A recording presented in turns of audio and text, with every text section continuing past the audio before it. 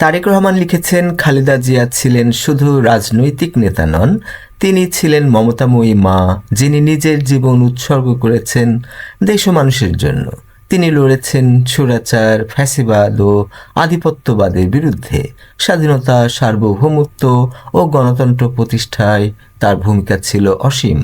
তারেক রহমান বলেছেন, দেশের মানুষই ছিল তার পরিবার।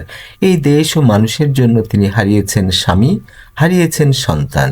তিনি রেখে গেছেন জনসেবা, ত্যাগ ও সংগ্রামের এক অবিস্মরণীয় ইতিহাস। বাংলাদেশের গণতান্ত্রিক পরিক্রমায় এটি চিরস্মরণীয় হয়ে থাকবে। খালেদা জিয়ার নামাজে জানাজা আগামীকাল বুধবার বাদ-জোহর অনুষ্ঠিত হবে জাতীয় সংসদ ভবনের দক্ষিণ প্লাজা ও মানিক মিয়া অ্যাভিনিউতে। জানাজা শেষে তিনি সমাহিত হবেন শহীদ রাষ্ট্রপতি জিয়াউর রহমানের পাশে। মৃত্যুর কারণে আগামীকাল থেকে 3 দিনের রাষ্ট্রীয় শোক ঘোষণা করা হয়েছে।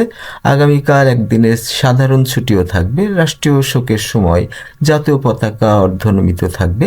দেশের মসজিদ, অন্যান্য ধর্মের উপাসনালয় এবং বিদেশে বাংলাদেশের মিশনগুলোতেও বিশেষ দোয়া ও প্রার্থনার আয়োজন করা হয়েছে। বাংলাদেশ আজ শোকাহত এক আপসহীন নেতা ও দেশের মা হারিয়েছে।